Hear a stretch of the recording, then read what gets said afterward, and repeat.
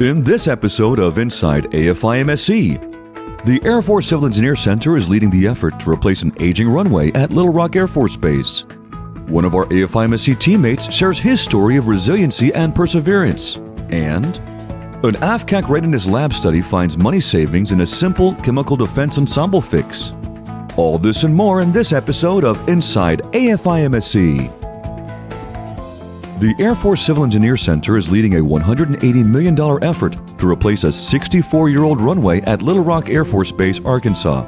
It's a joint effort between AFCEC's Facility Engineering Directorate, AFIMSC's Detachment 9, Air Force Installation Contracting Center's 72nd Enterprise Sourcing Squadron, and the 19th Civil Engineer Squadron.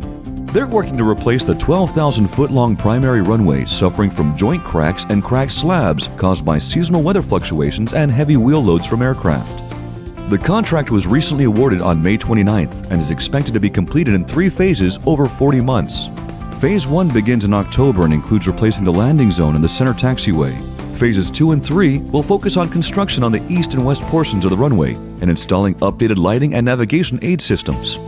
Once the project is completed, the new runway will also be able to accommodate other aircraft in the Air Mobility Command fleet, such as the C-5 Galaxy and the KC-135 Stratotanker. Little Rock Air Force Base is home to the 19th Airlift Wing and is the largest C-130 operational and training base in the United States Air Force. For more on this story, go to our website. Meet one of our AFIMSC teammates, Bernard Lawson.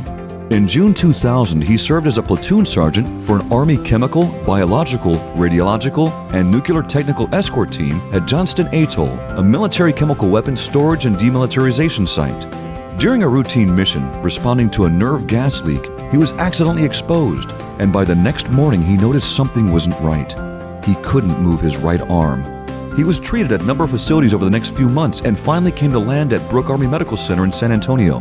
The doctors concluded that Lawson was suffering from major nerve damage and conducted muscle transfer surgery in hopes to restoring movement to the affected areas.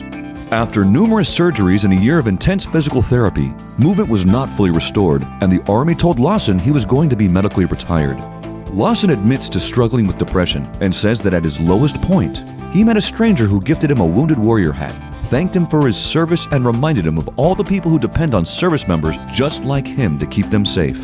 While awaiting his discharge papers, the Sergeant Major of BAMC motivated Lawson to prepare a resume and apply for a job at Lackland. 1 month after his discharge, he got the job and became the Emergency Management CBRN Assessor for the Air Force Vulnerability Assessment Team.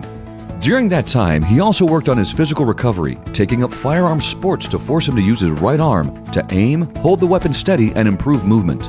Today, Lawson is the Emergency Manager for the Air Force Installation and Mission Support Center and leads the effort to develop emergency management plans and procedures to ensure all of its employees have the right training to minimize casualties and damage in the event of a natural or man-made disaster at the workplace. Lawson credits his recovery to all the people who came into his life to offer hope and support. He still carries that Wounded Warrior hat around as a reminder of the adversities he overcame to draw strength from when faced with new challenges.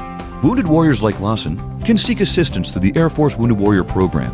It's a congressionally mandated, federally funded program designed to provide compassion and support on an individual case-by-case basis. Airmen enrolled in the Air Force Wounded Warrior Program go through a 7-phase continuum of care. It starts with identification of one's condition and continues through stabilization or resolution.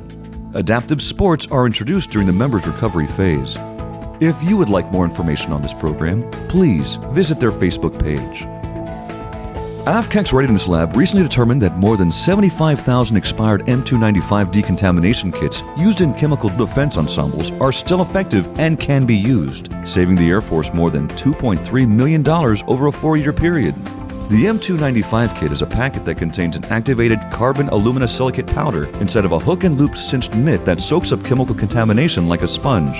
Each year, the Air Force removes expired kits from field use. In calendar year 2020 alone, 167,000 kits valued at $4.8 million will reach the end of their 5-year shelf life. In 2018, the Civil Engineer Center Laboratory at Tyndall launched a 2-year study and determined that the performance of the kits had not degraded and were safe to use.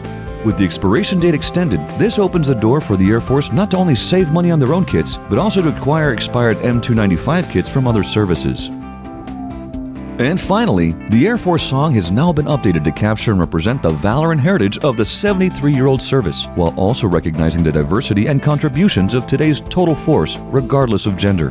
The announcement by Air Force Chief of Staff General David Goldfein completes a two-step process in which male-only references were revised to capture the distinguished service, high standards, and central role that women play in every facet of the modern United States Air Force. Goldfein unveiled the new lyrics in March and suggested additional changes to remove remaining male-only references would be made later after further review.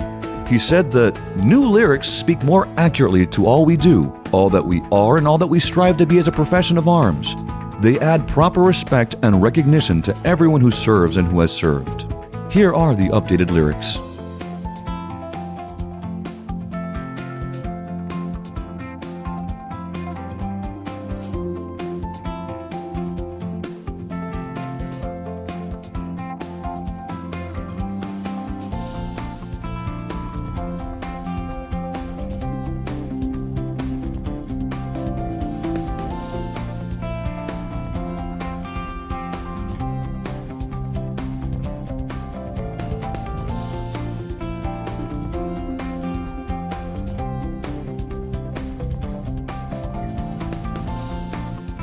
For more on the updated lyrics, search for the story on the Air Force homepage.